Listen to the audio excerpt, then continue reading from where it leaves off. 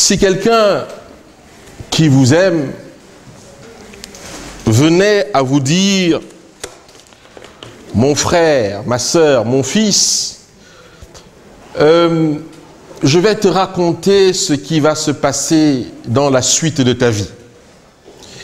Et les conseils que je vais te donner te serviront à prendre des décisions lorsque ces événements vont arriver. Et Jésus dit à ses disciples, je vous ai dit ces choses à l'avance, afin que cela vous aide à prendre des décisions et à croire à ma parole.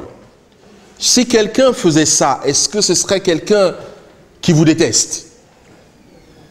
Est-ce que ce serait quelqu'un qui vous en veut? Ou alors est-ce que ce serait quelqu'un qui voudrait vous jeter, comment dire, dans un piège? Non, n'est-ce pas? Ce serait quelqu'un qui vous aime. Mesdames et messieurs, frères et sœurs, le message de ce matin est un message qui vient de la parole de Dieu. Et c'est un message dont il nous est demandé, nous de la dernière génération, de pouvoir prêcher. Il s'agit du message des 3 anges, avec l'ajout du message du 4e ange, qui vient donner force, pouvoir et courage au message du 3e ange. Alors, la prédication ou l'exposé de ce matin, si vous voulez, c'est l'ange de l'Apocalypse 18 vient du désert et éclaire la terre de sa gloire. Et comme il faut faire parler des Écritures pour voir en quel temps nous sommes, permettez-moi de lire notre auteur que vous connaissez bien, notre prophète de l'Église adventiste du 7e jour, Ellen White, dans Événements des derniers jours. Juste quelques paragraphes. Dieu a toujours averti des jugements à venir.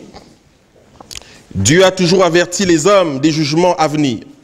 Ceux qui ont eu foi dans ces messages pour leur temps et qui ont agi selon leur foi dans l'obéissance à ces commandements ont échappé aux jugements qui sont tombés sur ceux qui ont désobéi et ont manifesté leur incroyance.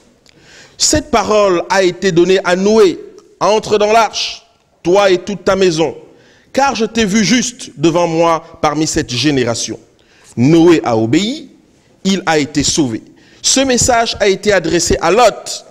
Lève-toi, sortez de ce lieu, car l'Éternel va détruire la ville. Genèse 7, 1, 19 et 14. Lot s'est placé sous la garde des messagers célestes et il a été sauvé. De même, les disciples du Christ ont été avertis de la destruction de Jérusalem. Ceux qui ont été attentifs aux signes de la ruine à venir et qui se sont enfuis de la ville ont échappé à la destruction. Ainsi, nous sommes avertis maintenant de la seconde venue du Christ et de la destruction qui doit s'abattre sur le monde. Ceux qui prennent en compte l'avertissement seront sauvés. Événements des derniers jours, page 16, les 2 derniers paragraphes. Il ne s'agit pas de moi ici, il s'agit de l'esprit de prophétie attesté par l'Église adventiste du 7e jour. Mes frères et sœurs, l'ange de l'Apocalypse 18 vient du désert. Le texte d'Apocalypse 18 nous dit ceci, verset 1. Après cela, je vis descendre du ciel un ange qui avait une grande autorité et la terre fut éclairée de sa gloire. Nous voyons ici un ange et la parole nous dit qu'il a une grande autorité et son autorité fait que partout où l'on se trouve, à quelques endroits où on se trouve sur la terre, nous voyons la gloire de cet ange.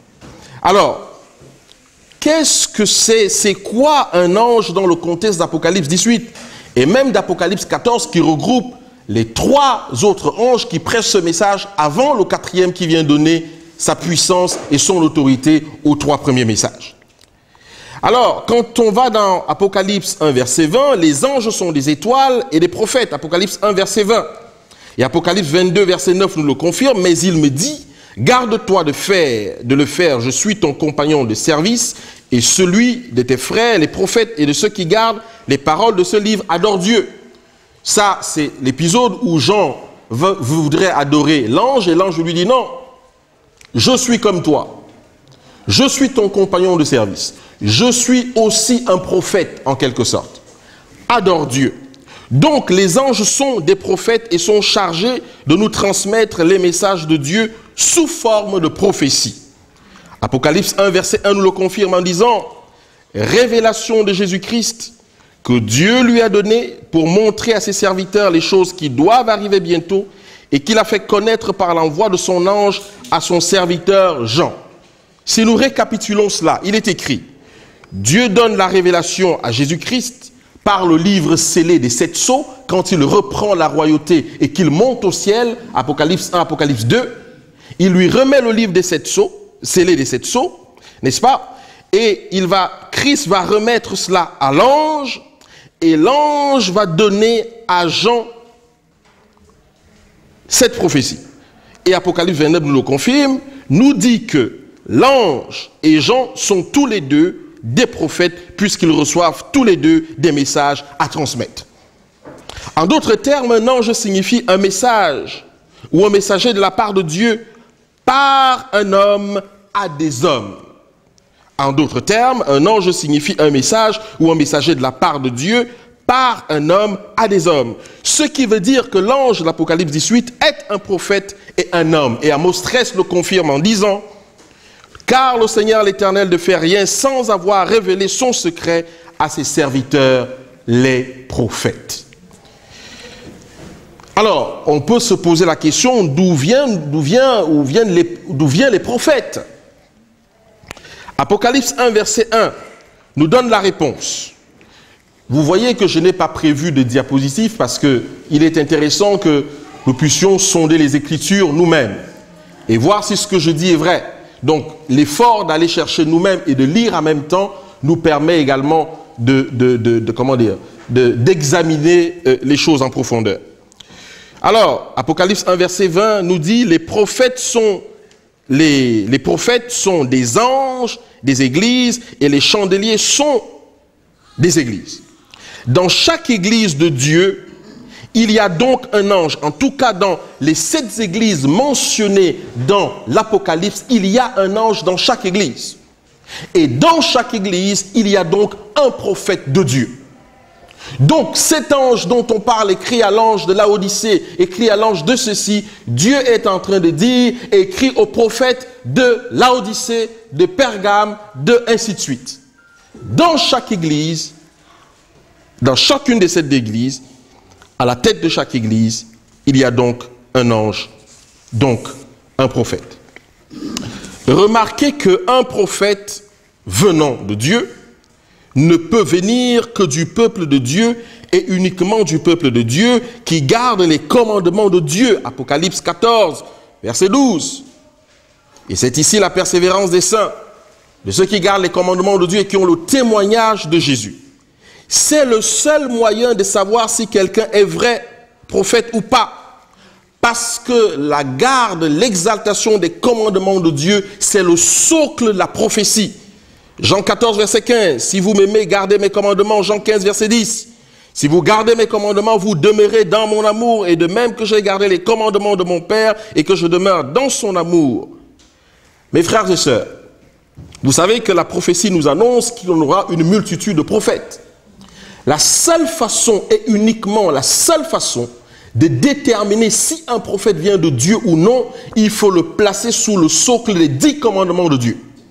À partir du moment où il se place dessus en équilibre, sans vaciller de gauche ou à droite, on peut commencer à donner du crédit à ce qu'il dit et faire ce que la parole de Dieu nous dit, examiner toutes choses et retenir ce qui est bon. Chaque fois qu'un prophète va se proclamer et qu'il ne sera pas sur le socle des 10 commandements de Dieu, comme Jésus-Christ lui-même, le prophète par excellence, a été sur les commandements de Dieu quand il fut homme, alors nous ne donnerons pas de crédit à ce genre de prophète, même s'il dit des choses qui vont s'accomplir. Il n'est pas un prophète de Dieu.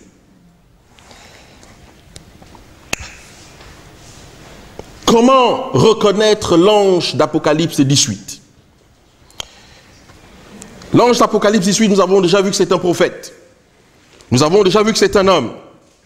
Comment le reconnaître?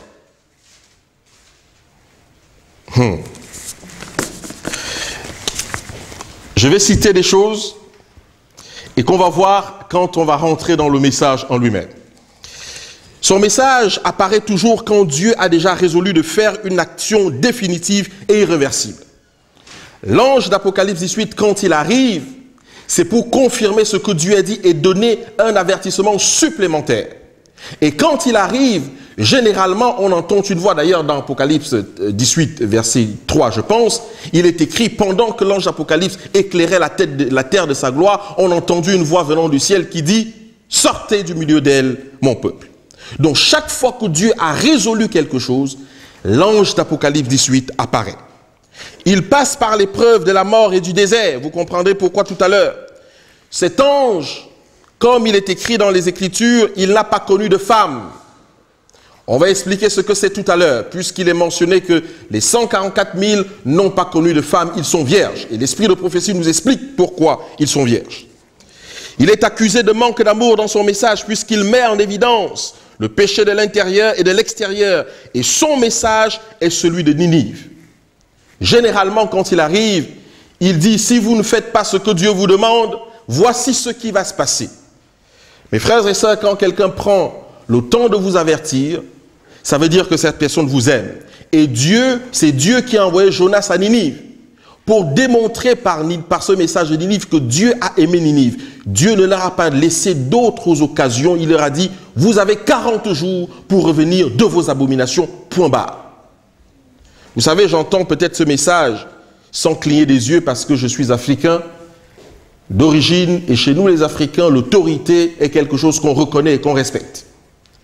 Donc quand on nous dit quelque chose de ce genre, on commence à regarder dans quelle position nous sommes, si effectivement nous avons les garde-fous nécessaires pour tenir debout devant ce genre d'injonction. Alors, son message vient toujours après un triomphe du désert. Nous voyons que l'ange de l'Apocalypse 18 passe par le désert. Il est accepté par une grande partie des païens. Il est accepté par une grande partie des païens.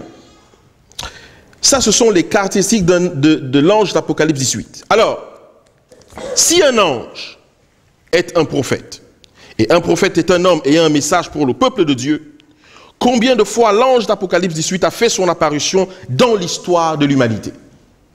Mes frères et sœurs, il a fait son apparition plusieurs fois dans l'histoire de l'humanité.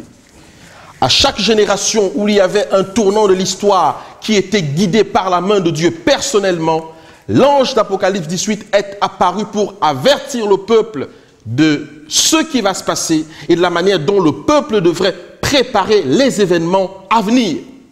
Et nous avons pléthore d'histoires dans l'Ancien Testament où Dieu a fait apparaître l'ange d'Apocalypse 18, même s'il ne s'appelait pas comme ça, mais en fait, il avait le même rôle à ce moment-là. Nous ne prendrons que 2 messages de l'ange d'Apocalypse 18 dans l'Ancien Testament destinés à la dernière génération. Nous sommes maintenant à la première histoire. Et je vous invite, si cela ne vous dérange pas, à nous lever encore et prier Dieu alors que nous allons rentrer dans ce message.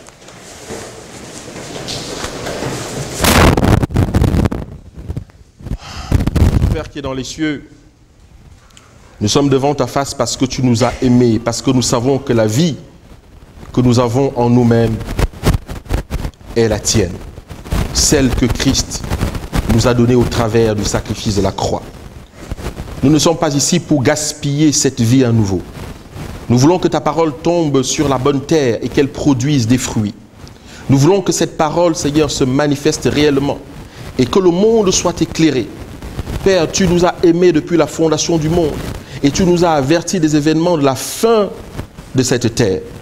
Nous voulons être de ceux qui vont parcourir les chemins, si telle est ta volonté, pour annoncer ce message. Mais pour cela, nous devons aussi l'accepter nous-mêmes. Ô notre Dieu, viens au secours de notre incrédulité. Viens au secours de notre dureté. Viens au secours de nos critiques et permets que ta parole puisse être une lampe à nos pieds. Alors que tu nous parles, remplis-nous tous de ton esprit de discernement pour prendre ce qui est bon et rejeter ce qui est mauvais. Que ta volonté soit faite au nom puissant de Jésus-Christ. Je te prie, Père éternel, de lier tout esprit désordre, tout esprit de trouble qui pourrait troubler ta parole en nous, et de permettre que tes anges remplissent cette pièce abondamment, de telle façon que ton message puisse être prêché et que les esprits soient concentrés sur ton message. Que la gloire et l'honneur te soient rendus au nom de Jésus-Christ. Amen. Nous sommes dans la première histoire. Alors que Dieu vient de changer le nom de Jacob en Israël, et Rachel, sa bien-aimée, vient de mourir, l'histoire raconte que Jacob demeura dans le pays de Canaan où avait séjourné son père. L'histoire, nous sommes dans Genèse 37, verset 1. Et le verset 2 nous dit, voici la postérité de Jacob. Et quand on voit ce début de phrase, voici la postérité de Jacob, on s'attend à ce que la Bible cite les noms des fils de Jacob. Mais ce n'est pas ce que la Bible va faire. La Bible va dire, Joseph, âgé de 17 ans, faisait paître le troupeau avec ses frères. Nous attendons, quand on dit que voici la postérité de Jacob, effectivement, qu'on attend, qu'on va dire, voilà, Ruben, ainsi de suite, ainsi de suite. Non. Mais le texte dit, n'est-ce pas, Joseph, âgé de quoi? De 17 ans, faisait paître le troupeau avec ses frères. Mes frères et sœurs, lorsque l'église adventiste du 7e jour voit le jour, il y a à son sein des jeunes de l'âge de Joseph.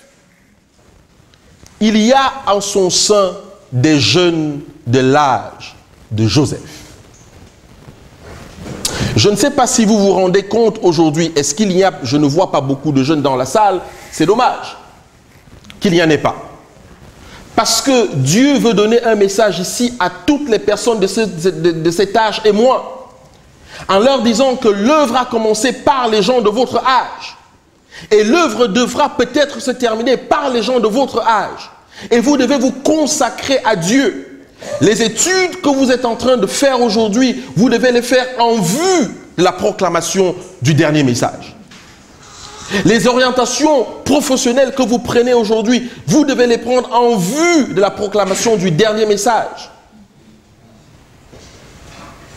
Les activités que vous avez aujourd'hui, à l'âge de 17 ans, vous devez les faire en vue de la proclamation du dernier message. Parce qu'à cette époque-là, le texte ne nous dit pas, les frères de Joseph étaient en train de faire perdre le troupeau avec Joseph.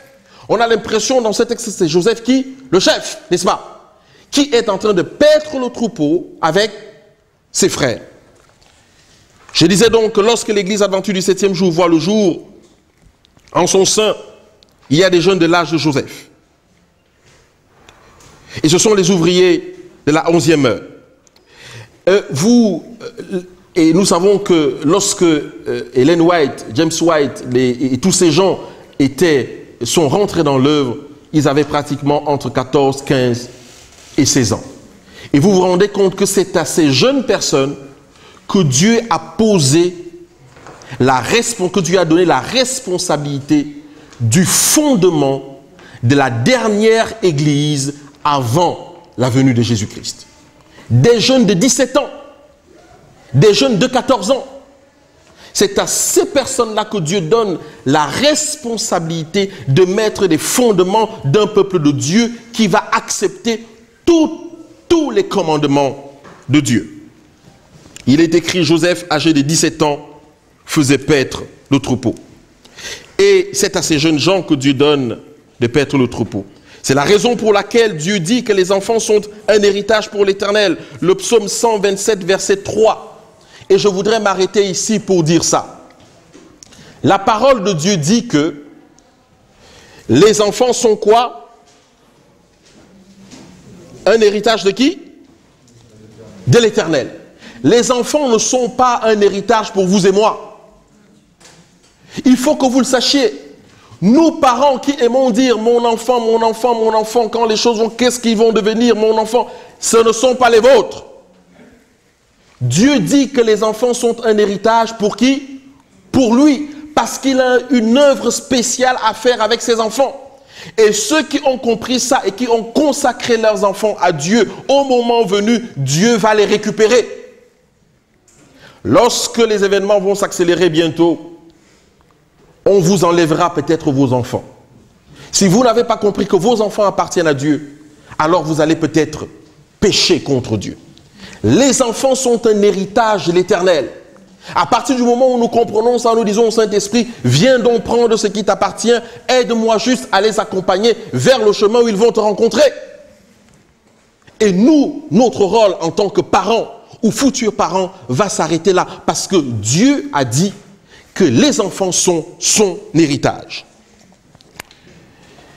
Dans Genèse 3, verset 37, il est écrit, Israël aimait Joseph plus que tous ses autres fils parce qu'il avait eu dans sa vieillesse.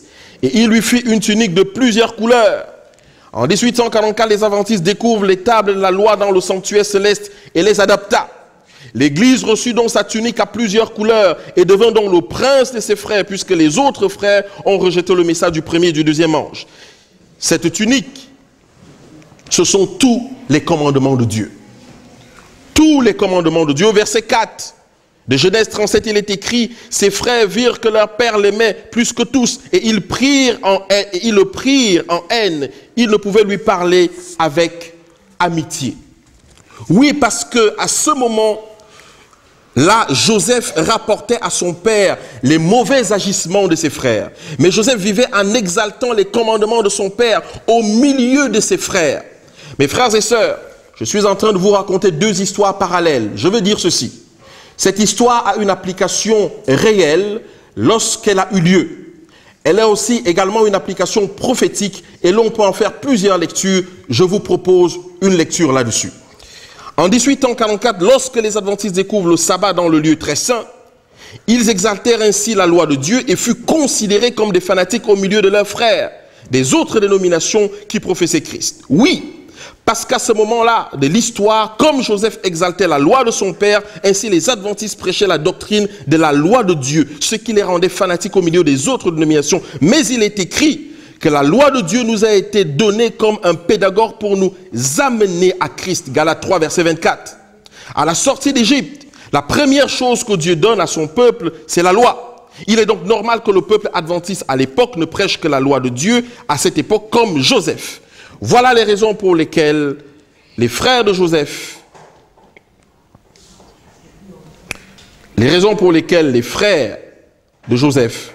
ne l'aimaient pas du tout.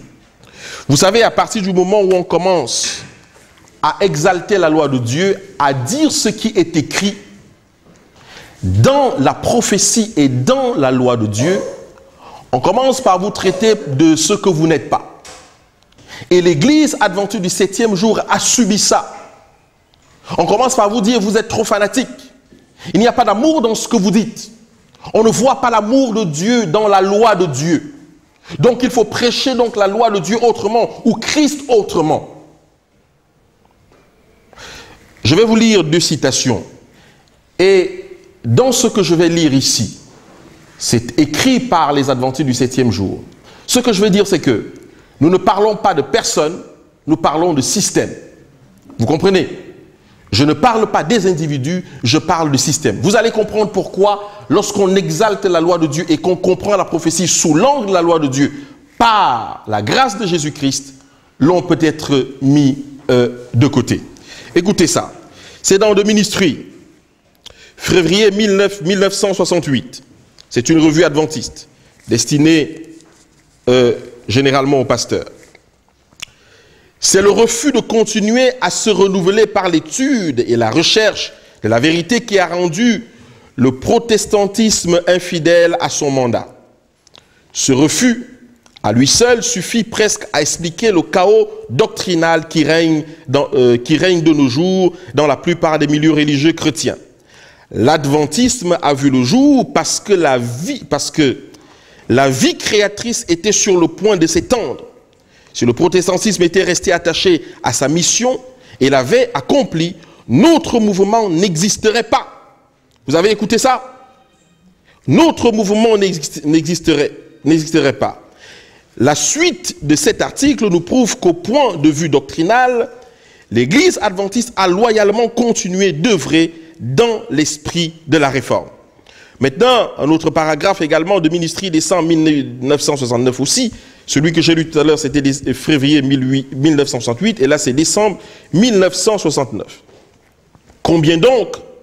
Il est important que les adventistes du 7e jour comprennent la véritable nature de ce conflit, lors duquel l'Église romaine sera ralliée au protestantisme apostat et au spiritisme. Nous trouvons ça dans l'Apocalypse. À la lumière de l'actualité, proclamons fidèlement le message du troisième ange.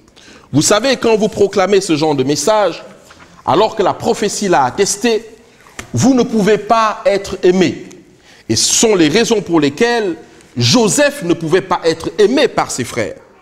Or, Dieu vit qu'il y aura une grande famine dans le monde et que le peuple de Dieu ne sera pas épargné.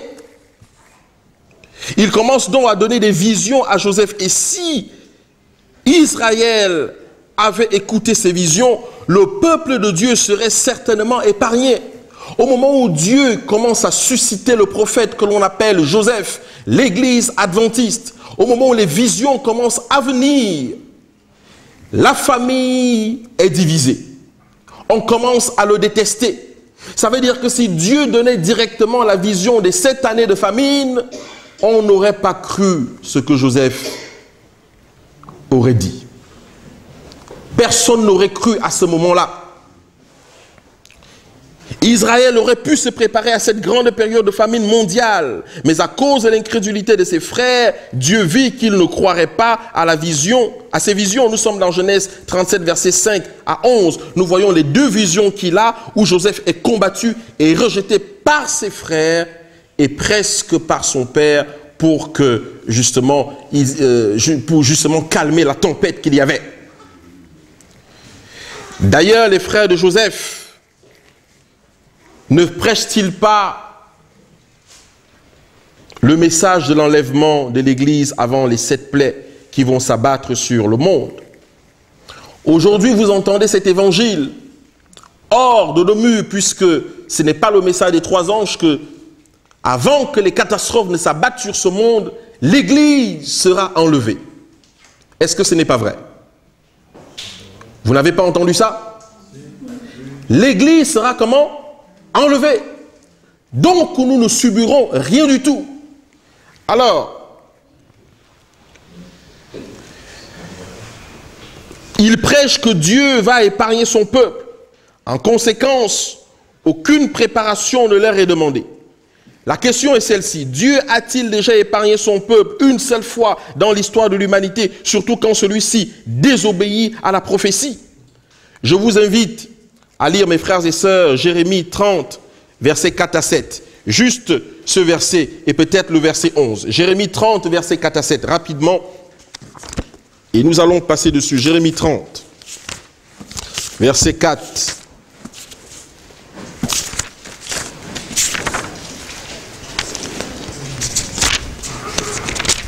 Jérémie 30, versets 4 à 7. J'y suis presque. Jérémie 30, versets 4 à 7, ce sont ici les paroles que l'Éternel a prononcées sur Israël. Ainsi, le verset 5, ainsi parle l'Éternel, nous entendons des cris d'effroi, c'est l'épouvante, ce n'est pas la paix. Informez-vous et regardez si un mâle enfante. Pourquoi vois-je tous les hommes les mains sur les reins, comme une femme en travail? Pourquoi tous les visages sont-ils devenus pâles? Malheur, car ce jour est grand, il n'y en a point de semblable. C'est un temps d'angoisse pour Jacob, mais il sera délivré. C'est un temps d'angoisse pour Jacob, mais il sera délivré. Le verset 11 dit, car je suis avec toi, dit l'Éternel, pour te délivrer. J'anéantirai les nations parmi lesquelles je t'ai dispersé. Mais toi, je ne t'anéantirai pas, je te châtierai avec équité, je ne puis te laisser impuni. Oui, puisque Jacob a fait un certain nombre de choses qui déplaisent au Seigneur. Ce qui fait que nous allons devoir vivre par notre foi les temps de trouble. Mais Dieu, dans sa grâce, dans sa bonté, avertit le peuple pour qu'il se prépare. Maintenant, nous avons le choix entre quelqu'un qui nous dit, vous avez un marathon dans 2 mois, mangez du Nutella, mangez des graisses, buvez du coca, voilà, grossissez, ne vous inquiétez pas, de toute façon vous allez gagner. Et vous avez le choix entre quelqu'un qui vous dit 5 heures du matin, 4 heures de course. Vous ne mangez plus de graisse, ni de boisson, ni rien du tout. Vous ne buvez que de l'eau et vous ne mangez qu'une fois par jour. Alors, qui est-ce que vous allez choisir? Hein? Vous allez choisir le premier ou le deuxième? Comment? Un peu plus de chance avec les deux. D'accord, on dit les deux. Voilà, le premier. Mes frères et sœurs, heureusement que dans sa grâce, Dieu dévoile les choses pour nous qui sommes parvenus à la fin des temps. 1 Corinthiens 10, verset 6. Dans Genèse 37, verset 12 à 14, il est écrit: les frères de Joseph étant allés à Shichem pour paître le troupeau de leur père. Ici, nous constatons que ce sont les frères de Joseph cette fois-ci, alors que l'entrée du chapitre 37 nous dit que voici la postérité de Jacob. Joseph faisait paître le troupeau. Maintenant, au verset 12 à 14, on nous dit que ce sont les frères de Joseph qui sont partis à Shichem pour faire perdre le troupeau de leur père. Ici, nous constatons que ce sont les frères de Joseph maintenant qui vont perdre le troupeau. Le troupeau, c'est le peuple de Dieu. Perdre le troupeau veut dire nourrir et diriger le peuple de Dieu. Israël dit donc à Joseph: tes frères ne font-ils pas perdre le troupeau à Shichem? Viens, je veux t'envoyer vers eux. Ils répondirent: me voici. Tes frères ne sont-ils pas à Shichem? Et Joseph dit: oui, père, je vais aller. Même si à l'intérieur de lui, il sait quand même qu'il a eu des quiproquos avec ses frères et que ses frères ne l'aiment pas. Mais il va quand même aller vers eux. Il dit: je t'envoie vers tes frères. Israël dit au verset 14: va, je te prie, et vois tes frères, sont-ils en bonne santé? Et si le troupeau est en bon état, malgré leur évangile édulcoré, sont-ils quand même en bonne santé? Est-ce que le troupeau se trouve en bon état? Va, tu m'apporteras des nouvelles. Il envoya ainsi dans la vallée d'Hébron, et Joseph alla à Shichem. Au verset 13, au verset 15, il est écrit: un homme le rencontra comme il errait dans les champs. Il le questionna en disant: que cherches-tu? Joseph répondit: je cherche mes frères. Dis-moi, je te prie, où ils font paître le troupeau. Et l'homme dit: ils sont partis d'ici, car je les ai entendus dire: allons à Dothan. Joseph alla après ses frères et il les trouva à Dothan. Joseph va suivre les recommandations de son père. Il va mettre sa robe à plusieurs couleurs qui représentent tous les commandements de Dieu. Et il va aller prendre les nouvelles de ses frères avec cette tunique des commandements de Dieu. Et il va les retrouver dans une ville qu'on appelle Dothan. La première mention de Dothan se trouve dans Genèse, où les frères de Joseph mènent le troupeau. Et voyant leur frère arriver, ils le jettent dans un puits, puis sur la suggestion de Judas, le vendent à une caravane d'Ismaélites. Dans la même ville, plus tard, Dothan est le lieu de résidence d'Élisée. 2 Rois 6, verset 13. Et la scène d'une vision prophétique des chars et des chevaux de feu entourant la montagne où se trouvait la cité. Mes frères et sœurs, c'est dans cette ville de Dothan qu'un prophète sera vendu. C'est dans cette ville qu'un prophète sera protégé par les chars de feu. Au verset 18, ils le virent de loin, et avant qu'il fût près d'eux, ils complotèrent de le faire mourir. Mes frères et sœurs, nous sommes ici en plein dans l'histoire de l'humanité, de la chrétienté, face à notre dénomination. Maintenant, vous pouvez ne pas accepter ce que je dis ou pas, mais faites le parallèle et réfléchissez-y. Comme je dis, c'est une proposition de lecture. D'accord? Quand les frères de Joseph, c'est-à-dire nos frères des autres dénominations, virent Joseph, l'église adventiste, venir leur donner des nouvelles de leur père, ils complotaient pour le faire mourir. Et en plus, il vient devant eux avec sa robe de multiples couleurs, les 10 commandements de Dieu. Est-ce qu'il ne pouvait pas venir vers eux autrement? En plus, il allait dans le désert. Il allait dans le désert, il n'y avait pas besoin de mettre ces 10 commandements sur lui. Non. Mais comme Joseph exalte les commandements de son père, sa robe à 10 couleurs devient la robe principale qu'il met tous les jours pour les fêtes, pour le travail, pour aller perdre les troupeaux, il n'a que ça. Et ses frères le voient venir. Ils se dirent l'un à l'autre, voici le faiseur de songes qui arrive. Venons maintenant, tuons-le et jetons-le dans une des citernes. Nous dirons qu'une bête féroce l'a dévoré et nous verrons ce qui deviendront ces songes. Remarquez le problème des frères de Joseph. Le problème des frères de Joseph, c'est de détruire quoi? Ces songes. Car c'est le don qui les gêne le plus chez Joseph et dans l'église adventiste du 7e jour. Mes frères et sœurs, demain, si Dieu le veut, nous allons parler de l'autorité de l'esprit de prophétie. Le don qui gêne le plus les frères de Joseph, c'est son don de songe. Aujourd'hui, nous arrivons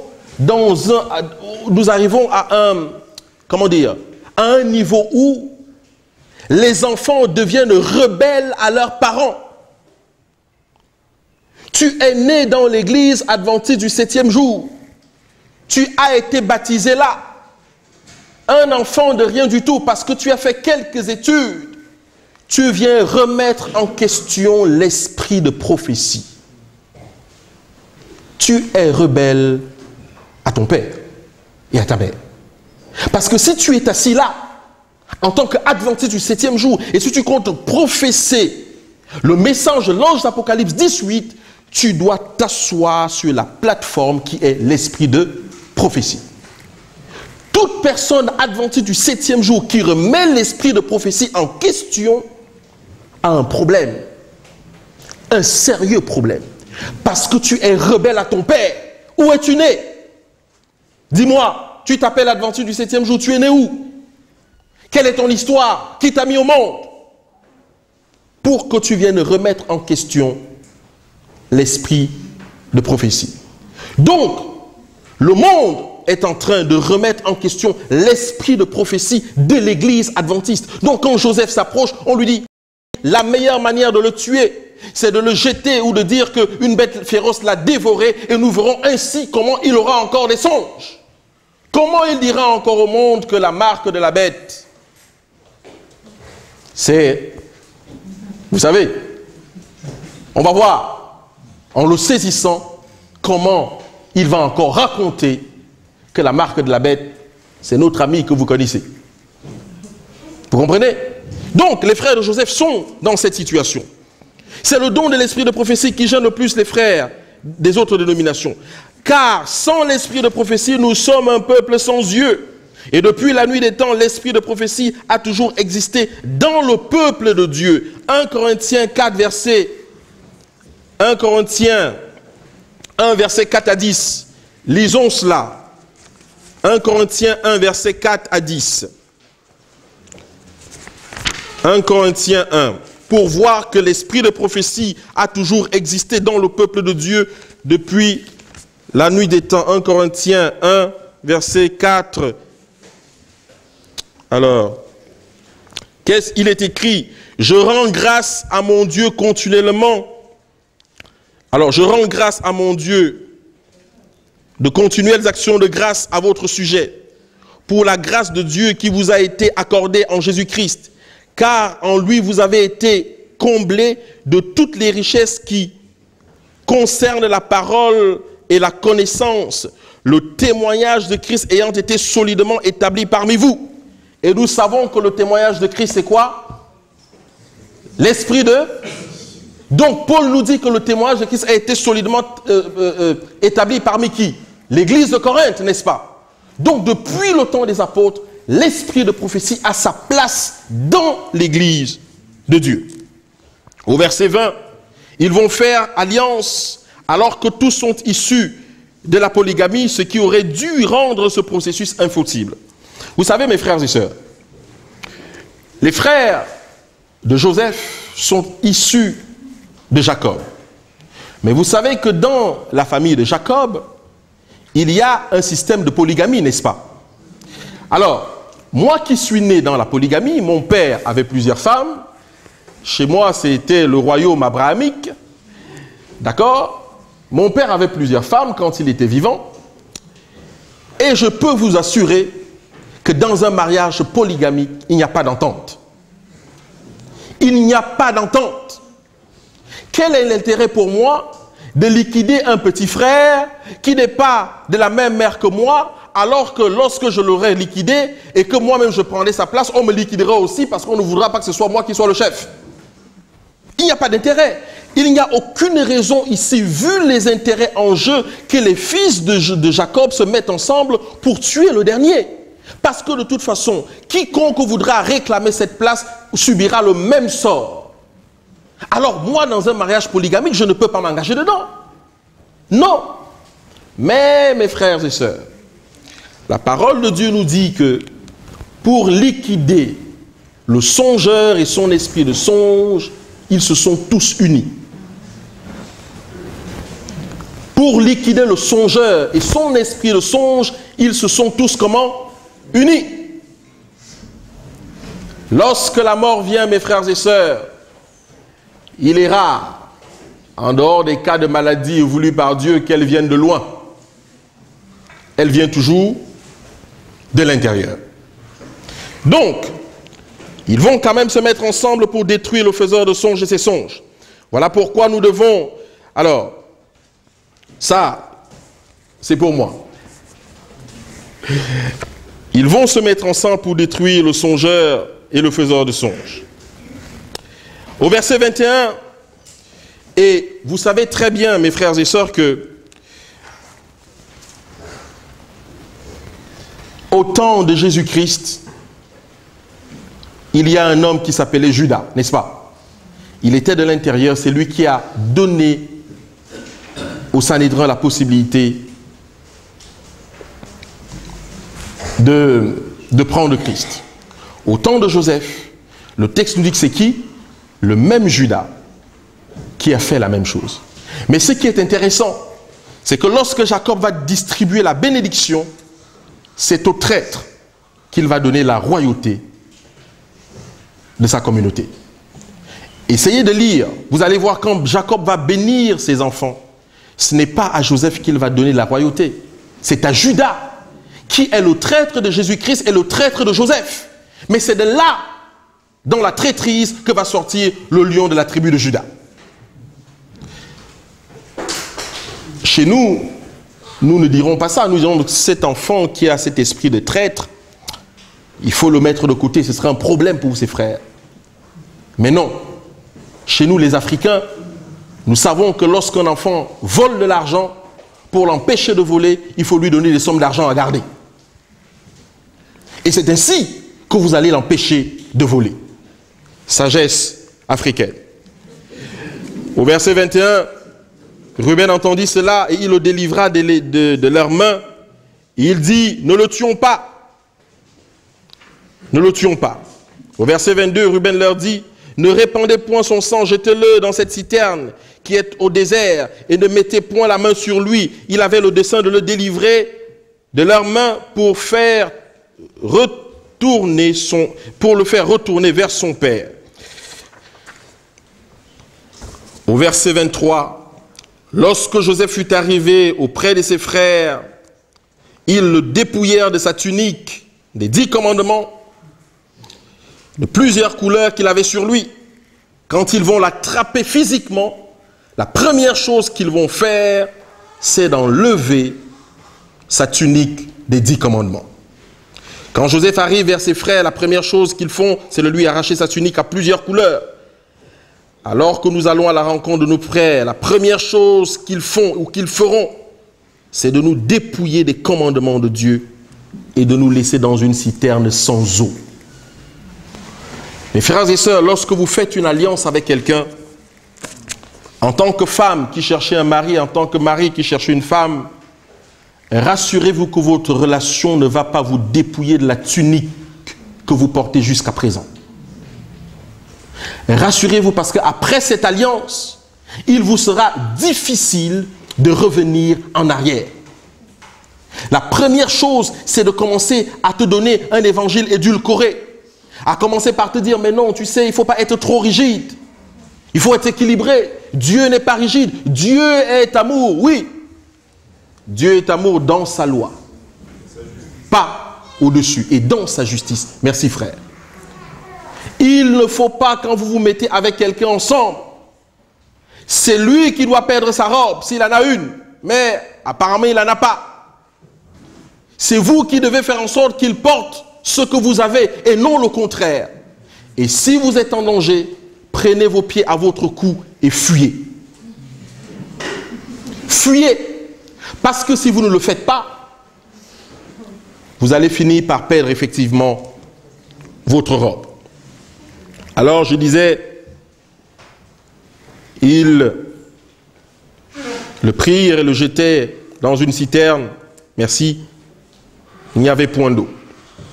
Au verset 25, ils s'assirent ensuite pour manger. Ayant levé les yeux, ils virent une caravane ismaélite venant de Galate. Leurs chameaux étaient chargés d'aromates, de baumes et de myrrhe qui transportaient en Égypte. Au verset 26, alors Judas dit à ses frères, que gagnerons-nous à tuer notre frère et à cacher son sang? Venez donc, vendons-le aux Ismaélites et ne mettons pas la main sur lui, car il est notre frère, notre chair. Et ses frères l'écoutèrent. Et c'est ce que j'ai dit tout à l'heure. Au temps de Golgotha, Jésus fut proposé à la vente par Judas, au Sanhédrin. Au temps de Dothan, Joseph fut proposé à la vente par le même Judas.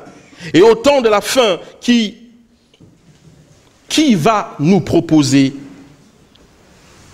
Qui va proposer le peuple qui garde les commandements de Dieu à la vente? Au temps dans lequel nous sommes, qui est en train de nous vendre? Qui est en train de brader les commandements de Dieu au prix d'un pseudo-amour dépouillé de la justice et de la vérité fondamentale des 10 commandements? Qui est en train de vendre le peuple de Dieu qui professe les 10 commandements du Seigneur?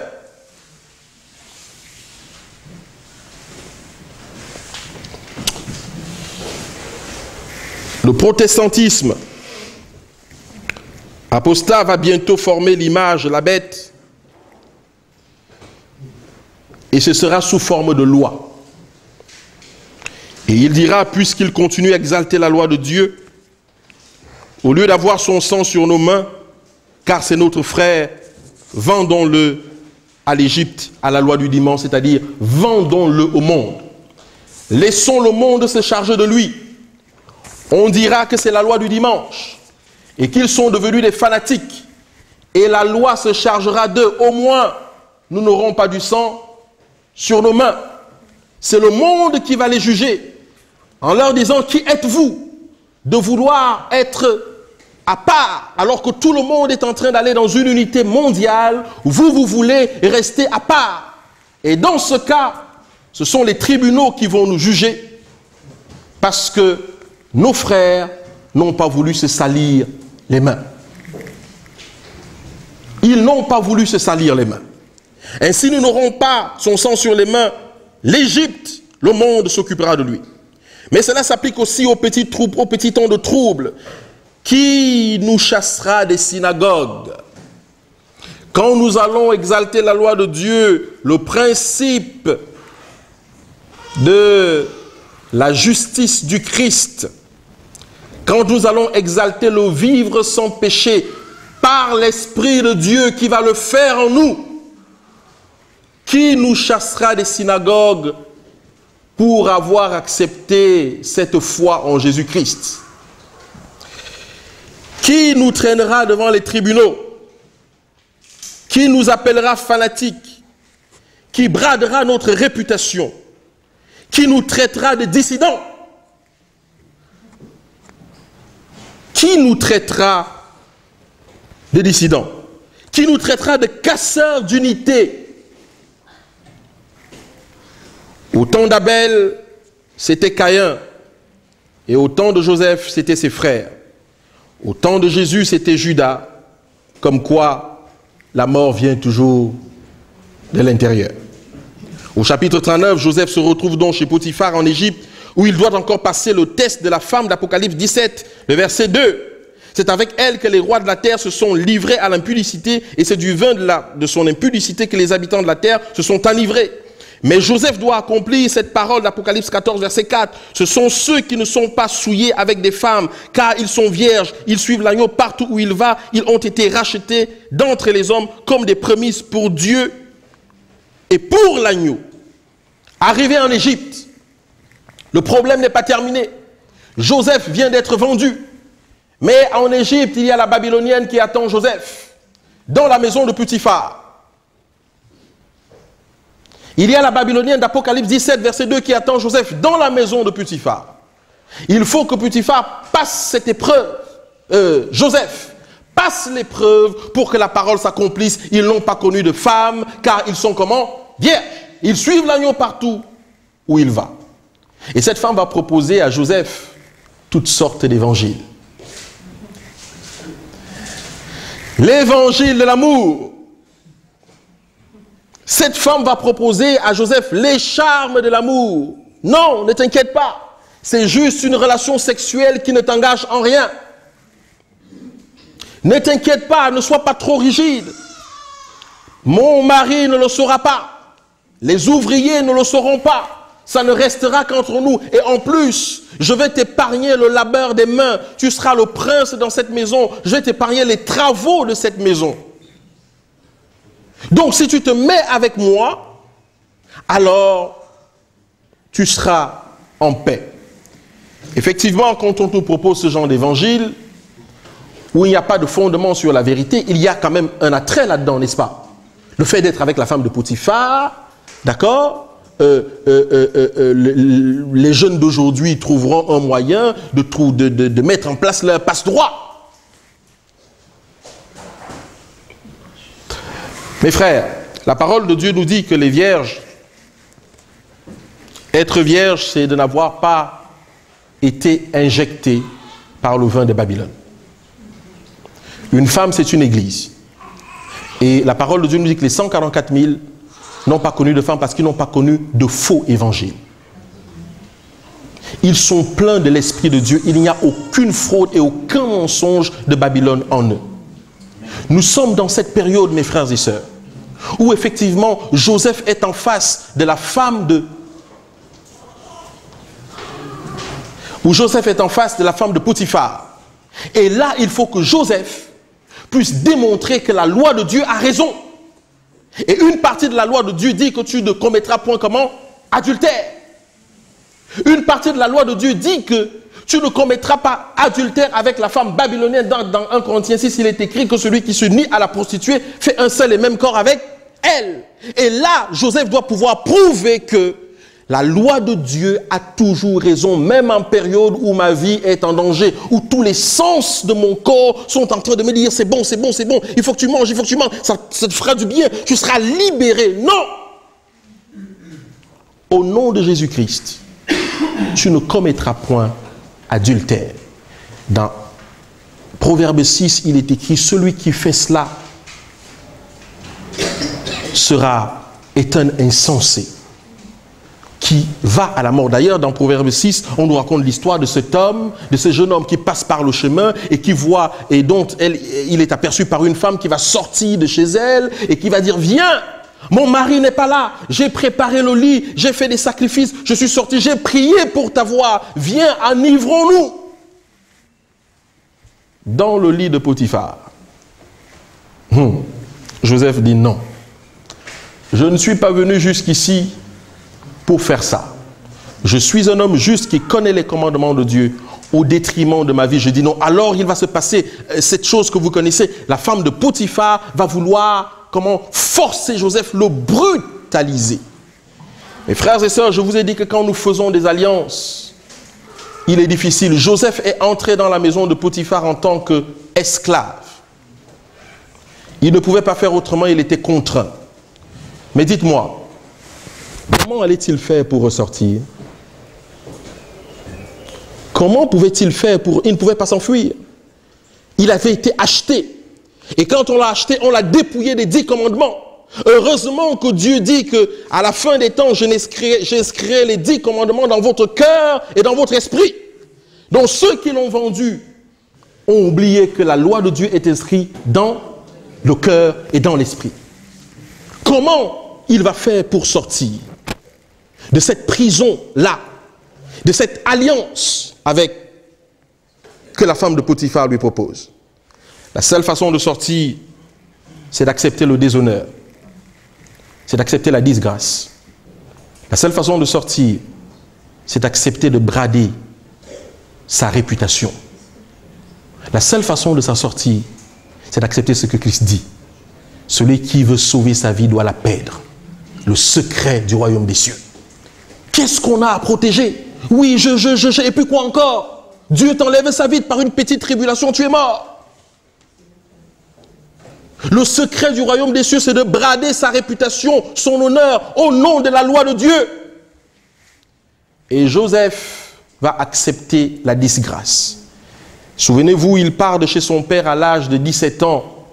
Il vient de passer 10 ans chez Potiphar et il va devoir rentrer à nouveau dans une prison où il passera encore quelques années.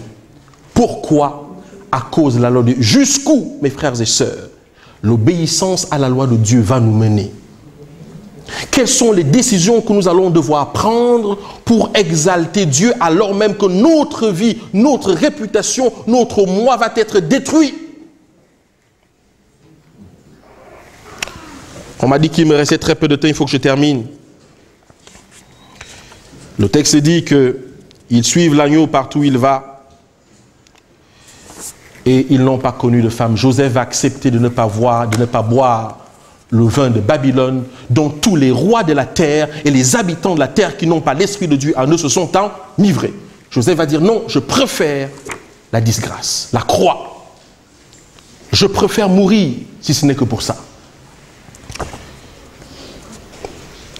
En tout cas, le pharaon vient d'avoir un songe et il veut l'explication car cela concerne l'avenir du monde. Et sans explication, le monde est perdu. Chapitre 41, le verset 1. Au bout de 2 ans, Pharaon eut un songe. Voici, il se tenait près du fleuve. C'est une vision qui concerne le monde entier parce qu'Apocalypse 17 nous dit que les eaux sont les peuples et quoi? Les nations. De plus, cette partie du récit ressemble drôlement au récit d'Apocalypse 13, verset 1 et suivant. Genèse 41, verset 2, et voici 7 vaches belles, avoir et grâce de chair, montèrent hors du fleuve et se mirent à paître dans la prairie. 7 autres vaches laides, avoir et maigres de chair, montèrent derrière elles, hors du fleuve et se tinrent à leur côté sur le bord du fleuve. Mes frères et sœurs, je ne vais pas lire toute cette vision pour simplement vous dire qu'en tant qu'adventiste du 7e jour et même des autres dénominations, vous connaissez cela. Je vous ai dit tout à l'heure que je ne parle pas des hommes qui y sont, je parle du système qui est mis en place. C'est une différence. Car la grande majorité du peuple de Dieu qui va sortir au cri de minuit viendront des autres communautés. La grande majorité viendront des autres communautés. Et comme nous sommes peut-être incapables aujourd'hui de les recevoir, alors Dieu les prépare autrement. Nous connaissons la vision du pharaon. Le temps de Joseph va donc s'accomplir maintenant. Il va pouvoir enfin éclairer la terre de sa gloire. Depuis qu'il est parti jeune, à 17 ans de la maison de son père, là il approche, il a presque 30 ans. Et maintenant il va devoir éclairer la terre de sa gloire à 30 ans. Il est à noter que l'explication que Joseph va donner s'adresse au pharaon, mais au peuple de Dieu de la fin des temps. Car Joseph dit plus loin à ses frères au chapitre 45, verset 5, « Maintenant ne vous affligez pas et ne soyez pas fâchés de m'avoir vendu pour être conduit ici, car c'est pour vous sauver la vie que Dieu m'a envoyé devant vous. » C'est pour sauver la vie des frères de Joseph que Dieu l'a investi, lui a donné la robe de justice qui est de plusieurs couleurs, les 10 commandements de Dieu.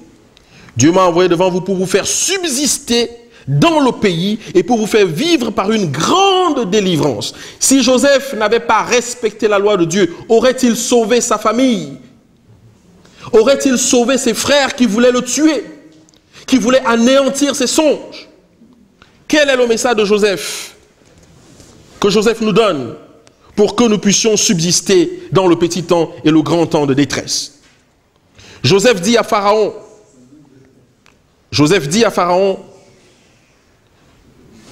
Pharaon dit à Joseph, j'ai eu un songe et personne ne peut l'expliquer. Et j'ai appris que tu expliques les songes après les avoir entendus. Joseph répondit à Pharaon en disant, ce n'est pas moi, c'est Dieu qui donnera une réponse favorable à Pharaon. Puisque je n'ai plus de temps, je vais le faire en 5 minutes. Voici le songe de Joseph. Vous le connaissez. Joseph dit ceci, et ça vous concerne, ça me concerne. Ça concerne les gens qui pensent qu'ils sont dans la dernière génération. Ça concerne les gens qui pensent que Jésus-Christ peut leur permettre de tenir sans péché alors qu'il sera sorti du lieu très saint par le Saint-Esprit. Voici ce que Joseph dit à Pharaon, donc à vous et à moi. Joseph dit que il y aura 7 années de famine dans le monde. Joseph dit qu'avant les 7 années de famine, il y aura 7 années d'abondance.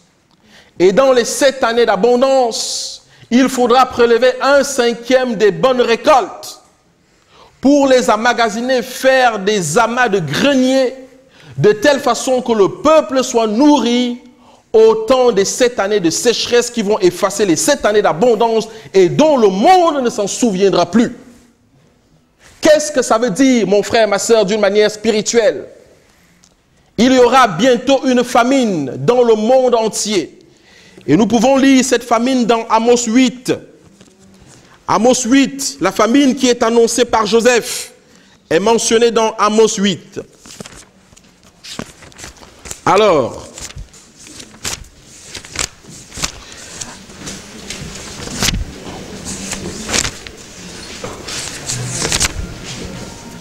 Amos 8, le verset 11.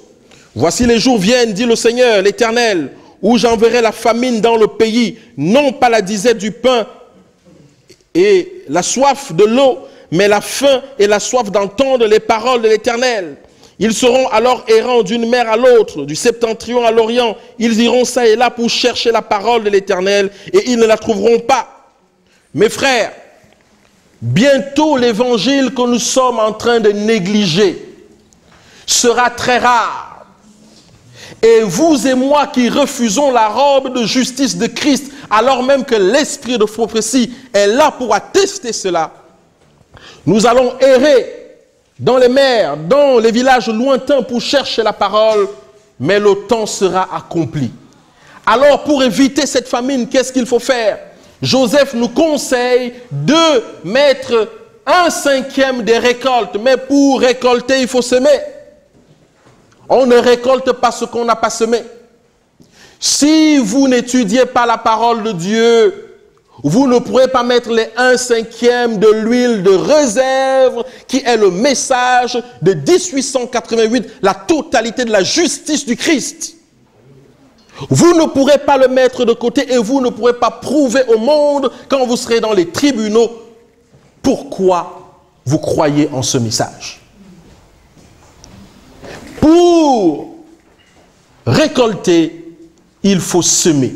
Il faut faire des amas de greniers, des amas de blé. Créer des structures. Quand je dis des structures, ne l'interprétez pas mal du tout. L'Église a des structures, mais permettre aux gens de pouvoir avoir le bon message. Et pour ça, il faut créer des réunions comme celle-ci, ajoutées à celle de l'Église. Il faut tout faire pour que chacune des personnes du peuple de Dieu, des frères de Joseph, puisse mettre de côté 1/5 par année d'abondance. Et quand vous faites les 1/5 par année d'abondance, vous êtes à 140%. Donc vous avez la totalité de l'évangile complet. Mes frères et sœurs, mais c'est aussi une préparation physique. Puisque la famine n'est pas seulement spirituelle, mais elle est aussi réelle, parce qu'à la loi du dimanche, au petit temps de trouble, nous ne pourrons peut-être plus acheter ni vendre. Alors il nous faut des terres. En tout cas, il nous faut récolter. Pour récolter, il faut semer. Pour semer, il faut des terres. N'est-ce pas? Et pour avoir les terres, il faut faire quoi? Hein? Il faut les acheter. Et pour acheter les terres moins chères, il faut faire quoi? Comment? Il faut? Non, il faut quitter les villes. Parce que les terres où l'on peut planter ne sont pas à côté des villes. La tour de contrôle, mes frères et sœurs, et ça, c'est pas moi qui le dis, vous le savez tous, c'est l'esprit de prophétie qui le dit. Alors, s'il faut condamner quelqu'un, condamnez Ellen White. D'accord? Il faut partir. Dieu a prévu pour la majorité d'entre nous de ne pas souffrir. Le plan de la rédemption a été exposé, éclaté. Nous sommes encore en train de découvrir le sens de certaines choses, mais a été exposé, non seulement dans la justice du Christ, mais dans les chemins qui mènent à la justice du Christ. Dieu veut que nous soyons épargnés. Ça vous sert à quoi d'être martyr? Alors que vous avez un moyen d'en sortir? Ça vous sert à quoi d'être en prison alors que vous avez un moyen de ne pas y entrer? Hein? Ça vous sert à quoi de tomber malade alors que vous avez un moyen de ne pas tomber malade? À quoi ça nous sert de gagner le monde et de perdre notre âme?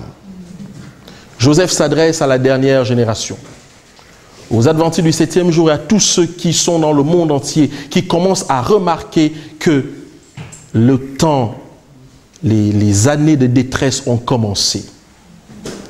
Nous sommes dans le temps de grâce, ce que quelqu'un a appelé du supralégal. Les temps sont accomplis, mes frères et sœurs. N'acceptez pas au péril de votre vie d'écouter ce que la Bible ne vous dit pas et l'esprit de prophétie. Si l'esprit de prophétie vous dit allez à gauche, allez à gauche. Si l'esprit de prophétie vous dit allez à droite, allez à droite. Méfiez-vous de ceux qui n'utilisent pas l'esprit de prophétie. Mais méfiez-vous également de ceux qui l'utilisent mal. Parce que c'est ma vie qui en dépend. Ce n'est pas la vie de quelqu'un d'autre. C'est moi qui rendrai compte à Dieu en disant j'ai suivi ce qu'on m'a dit. Oui, mais qu'est-ce que j'ai dit? Alors je dirais j'ai suivi ce qu'on m'a dit. Dieu me dira oui, mais qu'est-ce que j'ai dit moi? Est-ce que tu as lu ce que j'ai écrit dans l'esprit de prophétie et dans la parole de Dieu? Je vous montrerai demain, par la grâce de Dieu, que celui qui désobéit volontairement à l'esprit de prophétie, désobéit volontairement à l'esprit de Dieu et aura un sérieux problème à la pluie de l'arrière-saison. Je voudrais prier, mes frères et sœurs.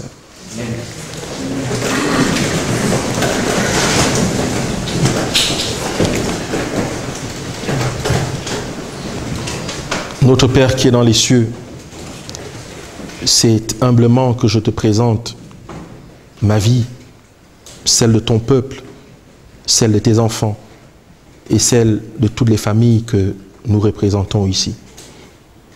L'ennemi a des raisons de nous réclamer car nous sommes des pécheurs.